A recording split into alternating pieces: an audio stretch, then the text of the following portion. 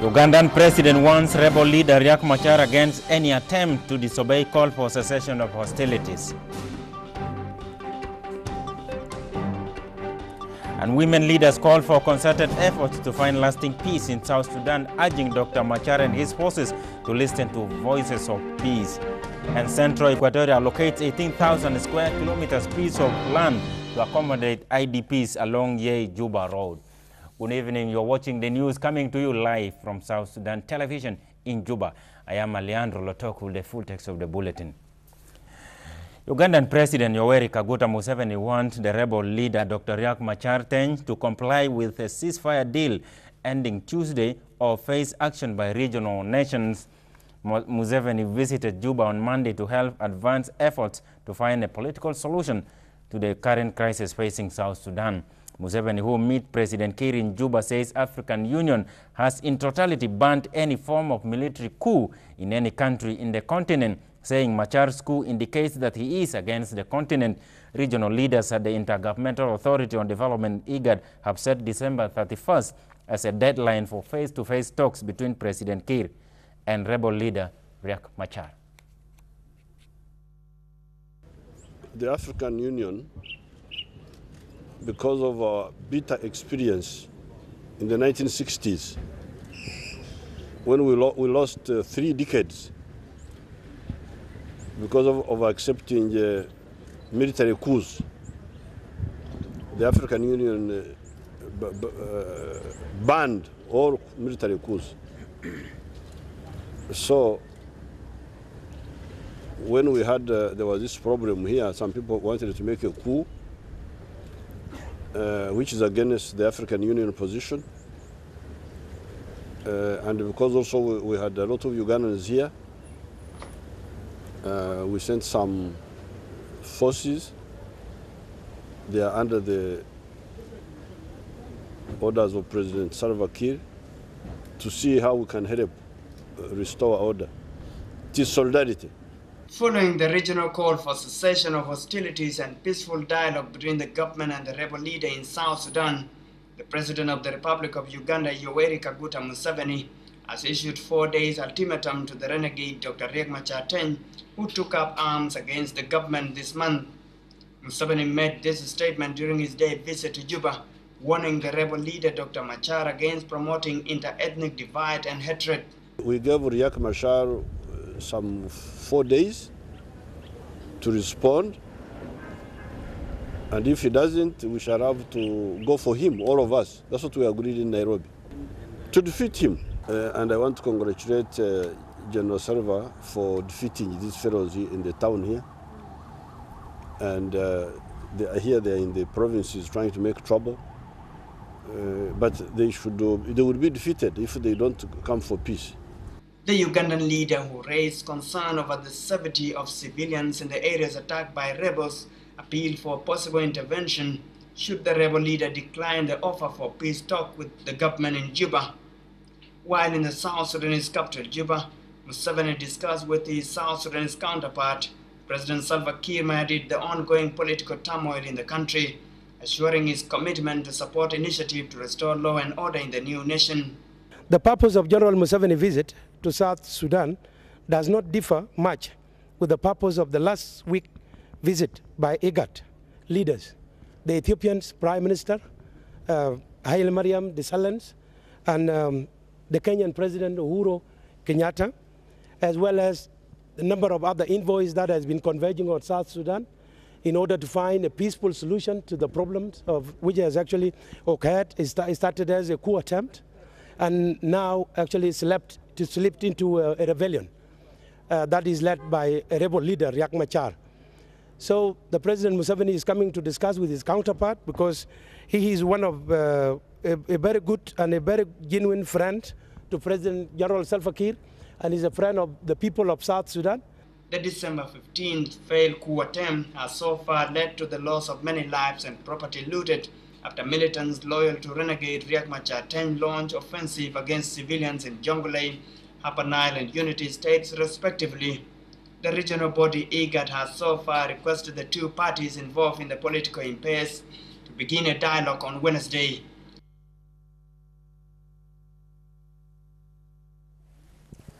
And the President of the Republic, General Salva Kiir Mayardit, on Monday received a written message from the Ethiopian Prime Minister Haile Mariam Desalegn. The message was handed to President Kiir by the Ethiopian Minister of Foreign Affairs, Dr. Tedros Adhanom.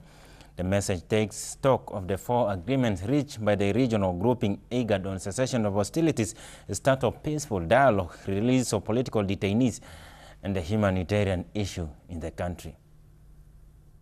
General Salva Kiir Mayardit on Monday received a written message from the Ethiopian Prime Minister Haile Mariam Desalegn. The message was handed to President Kiir by the Ethiopian Minister of Foreign Affairs, Dr. Tedros Adhanom. The message takes stock of the 4 agreements reached by the regional grouping IGAD on cessation of hostilities, start of a peaceful dialogue, release of political detainees, and the humanitarian situation in the country. Speaking to reporters, Dr. Tedros said President Kiir is committed to the 4 agreements and reaffirmed his stand to implement the 4 points based on the communique released by IGAD during Friday's summit held in the Kenyan capital, Nairobi. As you know, my meeting with the President, I came with a message from our PM, Prime Minister, to be delivered to His Excellency the President Salva Kiir. And as you know, there was agreement on the 4 issues, the cessation of hostilities, and the start of the political dialogue, and the issue of the detainees, and number 4, the humanitarian issue. And His Excellency President told me that he still stands by those commitments, and he will do his best to implement based on the recent communique of the IGAD summit that was held last week in Nairobi. As chair of IGAD, our Prime Minister is following this issue on regular basis. And that's why I'm here to follow up on this. And we will continue also to follow up, because IGAD, as you know, has taken the responsibility of bringing this to a conclusion. So we're working very hard as IGAD, and this is in a brief what I would like to say. President Kiir also discussed the current situation in the country with the envoy of the International Conference of the Great Lakes region, Professor Mtumba Luaba. Professor Luaba said the region condemns in the strongest terms any attempt of taking power through military coup. The Great Lakes region envoy further called on the rebel leader, Dr. Riek Machar, and his forces to lay down arms to pave way for a peaceful dialogue. The ICJLR is an intergovernmental organization with 12 member states, and the 12th member state is South Sudan.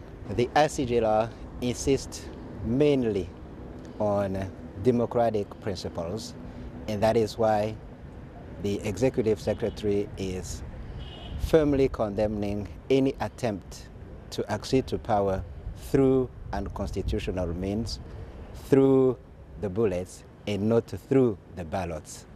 Everybody has got to respect the term of office of the President of the Republic. The ICJLR also favors dialogue, but first of all, we would like to request to urge the rebels to lay down the arms in order to facilitate the dialogue. His Excellency President Salva Kiir is a person who remains open. He is open to dialogue, and he is ready to discuss, and that's why the other side should also be able to accept. The head of the state also met with the Chinese Special Envoy on African Affairs, Ambassador Zhong Jianhua, and explores ways of ending the current crisis in the country. Ambassador Zhong says China supports peaceful dialogue, throwing their support on the IGAD summit held in Nairobi last week. South Sudan now is in difficulty, and we come with our concern and our support. I was in Nairobi yesterday, and we all have a very good conference there of IGAD, and the Chinese government expressed full support of IGAD efforts. And I think with the initiative of IGAD leaders, peace and prosperity will be restored pretty soon here. We are pretty confident.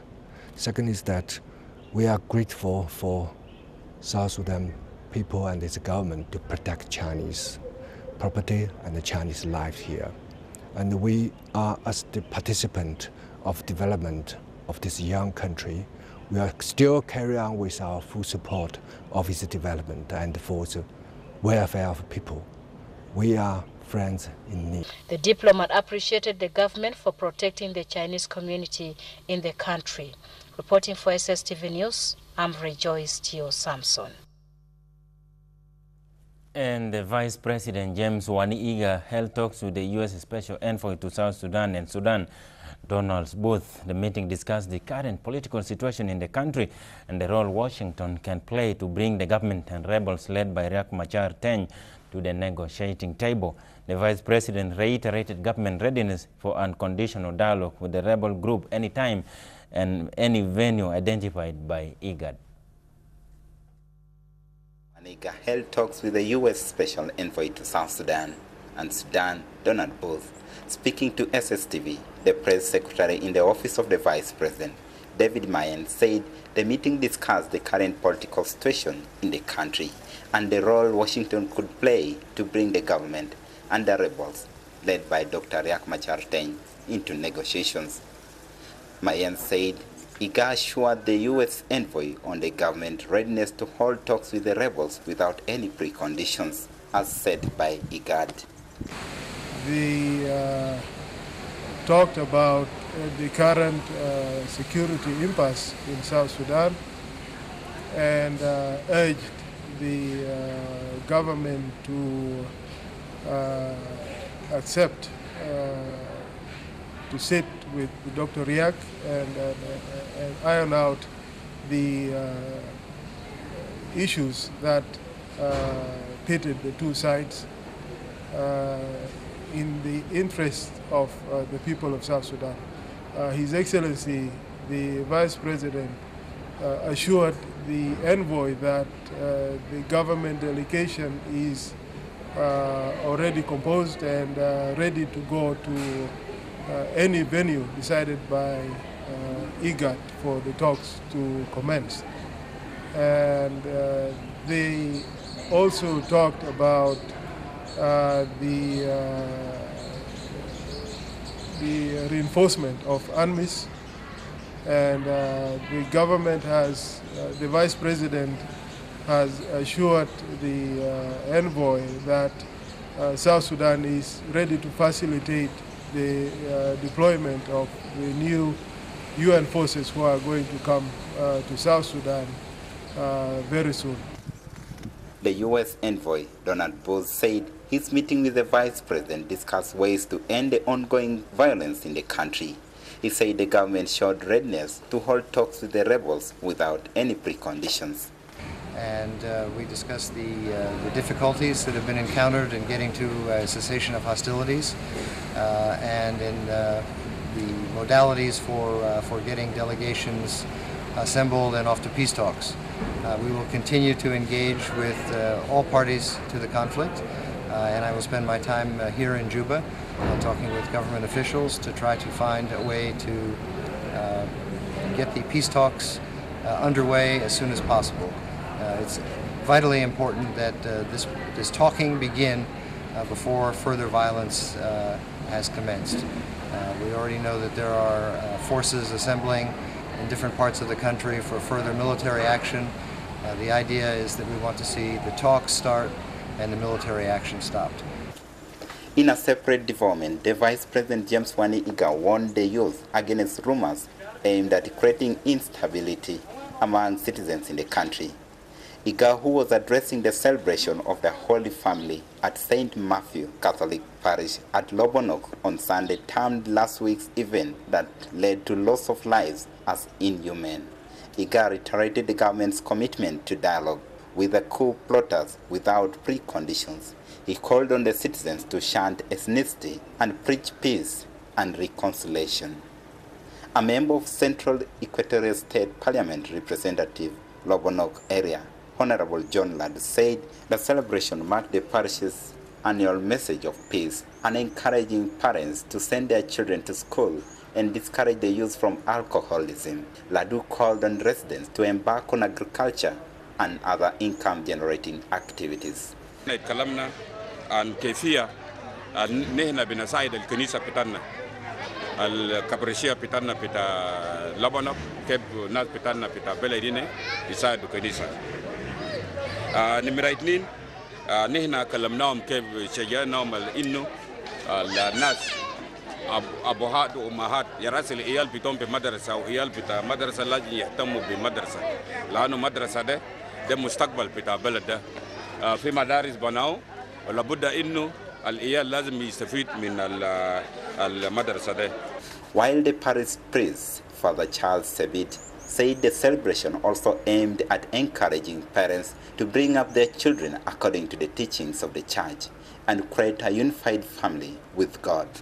James Arusatanga, SSTV. And the Minister of Cabinet Affairs, Dr. Martin Elia Lomuro, met with the leaders from the Nuer community at the UN camp in Juba and assured them that security in Juba is guaranteed. The minister says people in the UN camps have lost everything and called for humanitarian assistance to the displaced persons. Dr. Lomuro blames Riek Machar for causing untold suffering to the innocent civilians in the country. Particularly the medical side of things. There's a large number of people, up to about 220,000 in this camp. They have problems with shelter, they have problems with sanitation, they have problems with medical service. Some of them are suffering from very complicated wounds and injuries which are sustained during the conflict, and they're not getting the right medical service. So we have discussed with them how to proceed, how to move forward on this. And I think there's largely there is an agreement that the personnel, medical personnel from the community who are here should be able to give basic medical services and will provide assistance as we are able to. While those cases that are complicated that need further medical attention should be referred to the hospital, and we will take responsibility to ensure that there is a mechanism for them to feel safe and protected. We also discussed about the issue of humanitarian assistance, and we have agreed that we will go and sit down with the UN agencies and our partners in this particular area, so that we sit down and see what the government can do and what the government cannot do in order to assist the people who are here. We then discussed further issues to do with return home, and the issue of them returning home is still very difficult at this particular time, because they still don't feel that there's security. They have lost confidence and trust during the conflict. But I think this is a matter of time. It takes time before people can become confident again that they can now go back home and stay in normal life. They raised the issue of people have lost everything, their houses have been broken, all their properties have been taken. Even if these people go home, how will they rebuild their lives? And I think this is a matter that I will take forward to the President and the leadership of this country to see what can be done in the future. And a group of SPLM Women League in its campaign for peace has visited over 1,000 internally displaced persons who came from Mangala Payam, which has been affected by following events of the December 15 failed coup attempt. The IDPs are now stationed at St. Bakita Primary School in Juba. The women group, led by a member of parliament, Honorable Deborah Jok, offered an assortment of foodstuffs to the IDPs who have camped for about 3 days in the school compound without any assistance. Paying tribute to the affected people in various hospitals and transit camps in Juba. The group, with their charitable and merciful hearts, have visited over 1,000 internally displaced persons from Mangala Payam of Central Equatorial State who are now stationed at St. Bakita Basic School, Kator. Speaking to journalists, Honorable Deborah Ajok Garang, who is a member of parliament as well as SPLM Women League, appealed to entire civil society and humanitarian agencies to extend a helping hand to the homeless population. We come to see them and we have a small ventilator lighting on this one. So after that, we go back and then we will see. Also, we need to appeal as a woman, also as a women leader. We are gathering for the peace, because we need peace. If we don't have peace, those women are not going to go back home. And now they see they are gathering in the sun, there is no shelter, there is no room for them. In the same way, the SPLM Secretary for Mangala Payam, Richard Lado, said the recent fight which took place in Mangala by the running rebels from Juba to Bor has displaced at least 4 bombers in the Payam, leaving many homeless and scared to return to the area. According to Lado, the IDPs have spent 3 days at the school premises without emergency assistance. These people behind here, they have been displaced from their places, from Mangala, Payam, but this one here mainly from 3 boomers. They have their own boomer, Mogiri boomer, and Belinga boomer. So actually we have 4 boomers which have been displaced. Mankaro, they are in the island, they are not here. And now the way to go after that place is very difficult. But now we have only 3 boomers here. And the number of those who have been displaced, mainly children and women, the whole total is 1,176. So this is the whole total. And of course they don't have a place, they don't have a shelter, they don't have any place to stay in. And since they came here, there is no any other assistance that has been given to them. And now they are just only scattered within the town here. They are with their relatives. And we find that also in our houses here cannot accommodate the whole family that has been displaced from their places. More support is much expected for the affected population as the country is still coping up with the respite of the foil coup attempt. Eddie Stephen, SSTV News. And women leaders gathered at the SPLM headquarters in Juba on Monday calling for peace and unity among South Sudanese communities. The women leaders for peace further called on Dr. Riek Machar to respond to the dialogue mediated by the Intergovernmental Authority on Development IGAD to avoid more destructions and felonies in the country. The women leaders for peace dismissed claims made by the rebel leader that the ongoing crisis is tribal. Peace. Gathered in the SPLM headquarters in Juba on Monday calling for peace and unity among South Sudanese communities. The women leaders called for peace and further called on Dr. Riek Machar to respond to the dialogue mandated by the intergovernmental authorities on development IGAD to avoid more destruction and felonies in the country. Speaking to journalists, the chairperson of South Sudanese Women Leaders for Peace, Honorable Agnes Lasoba, dismissed the claim made by the rebel leader that the ongoing crisis is sectarianism and tribalism. But our emphasis is to stop deaths and suffering. That is to stop fighting. We cannot afford to have any more killings. That is our main theme. That's why the emphasis is more on peace, peace, peace, and negotiations. And we are mindful of the humanitarian, so we are not neglecting. We have called for ceasefire.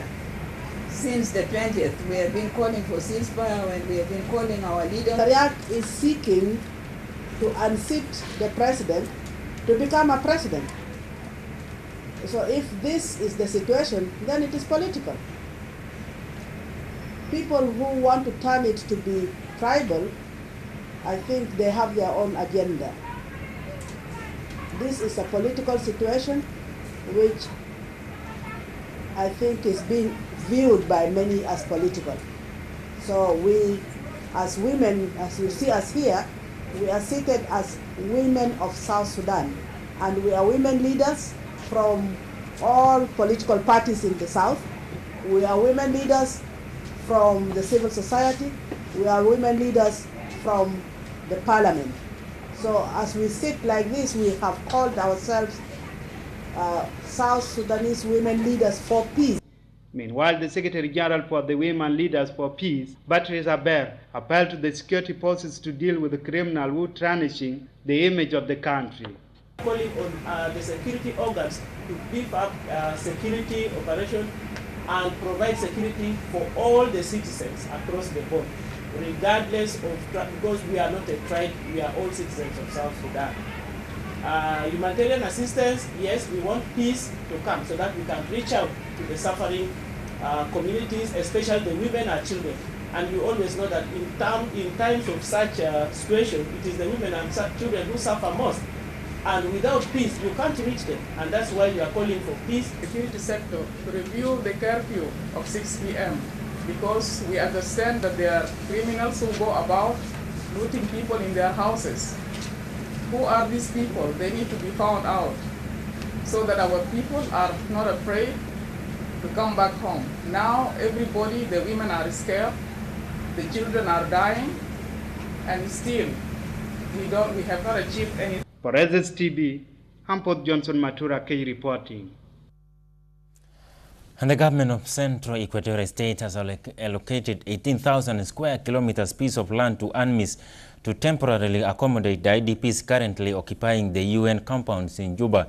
The State Minister for Physical Infrastructure, Dr. Jimmy Wongo, said the land in Durupi area along Yei-Juba Road will accommodate for a short period of time the IDPs until they accept to return to their homes in Juba.